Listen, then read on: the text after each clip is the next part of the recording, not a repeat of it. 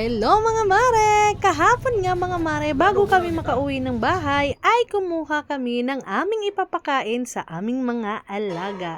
Dahil mga mare, marami ang nagchat sa akin nagtatanong kung ano daw ba yung aming ginagamit na feeds dito sa aming farm. At eto na nga mga mare, dito lang kami kumukuha sa tindahan mismo ng aking asawa. Ayan nga si Ate Karen, siya po yung panganay na kapatid ng aking asawa. Siya yung humahawak nito at nagbabantay ng tindahan nila. Kaya dyan kami kumukuha ng aming ipapakain sa aming mga alagang baboy. Dahil dito mga mare, nakakasigurado ka na maganda ang quality ng inyong mga karne. Ayan, nakakasigurado ka mga mare na malulusog ang katawan ng inyong alagang baboy.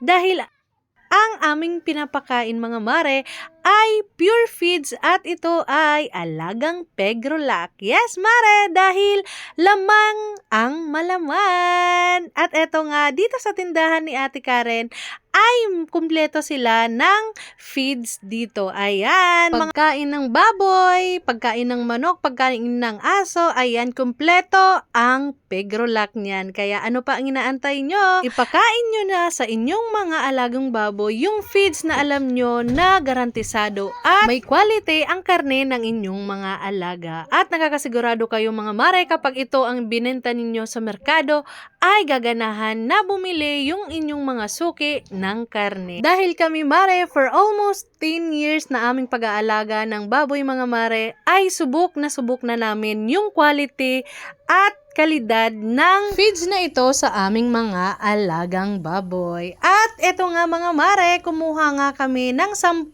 sako ng feeds dito sa tindahan ni Ate Karen. Yes mare, 10 sako. At ito mga mare ay makukonsume ng 2 araw lang. Ayan.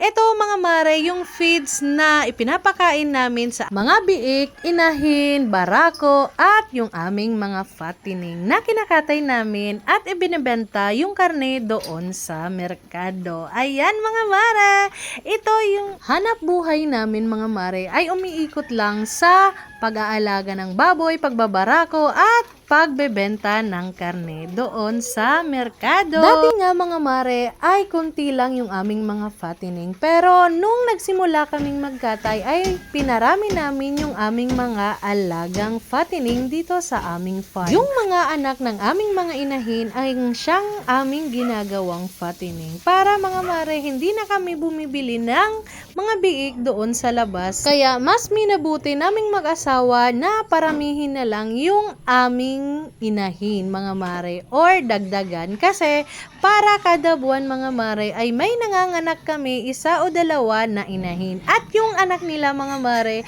ay amin na lang pa lalakihin at nakakasigurado pa kami na pure feeds yung aming ipapakain. Ayan na nga yung aking asawa, kada 3:00 nga mga mare dito sa aming farm ay nagpapakain na kami ng aming mga alagang baboy. Ayan, sa kasalukuyan nga mga mare ay may 70 heads kami ng fattening dito. Kaya mga mare, talagang masakit sa bulsa yung pagkain nila. Dahil mga mare, ang mahal ng feeds ngayon kumpara noon.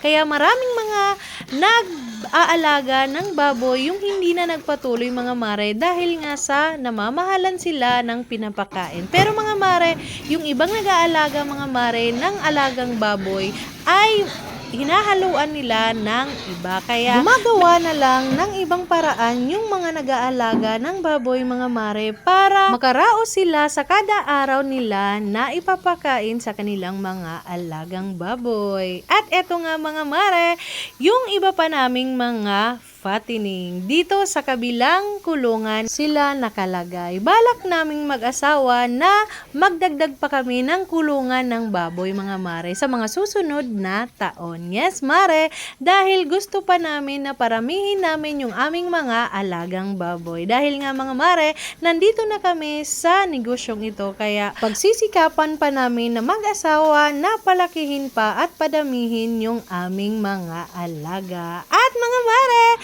salamat nga pala sa inyong patuloy na panunood ng aking mga mini vlog, mga videos. Dahil sa inyo mga mare ay nagbubunga na yung aking mga ginagawa na mga video at ina-upload dito sa aking Facebook page. At sana mga mare ay hindi nyo ako iwan hanggang dulo. Patuloy nyo pa rin akong suportahan at maglagay lang kayo ng react or comment at huwag kalimutan na i-share yung aking mga video. Hayaan nyo lang na i-play yung aking mga video mga mare at huwag nyo i-skip yung ads mga mare. At ito nga pala yung listahan ng aming mga feeds na ipinapakain dito sa aming farm. At kung magkano yung isang buwan mga mare na pinapakain namin sa aming mga alaga, eto na po siya. Umaabot lang naman ng almost 100,000 per month. Yes, mare! At hanggang dito na lang mga mare ang aking mini vlog. Hanggang ulit sa susunod na mga video. Maraming salamat! Bye-bye! God bless!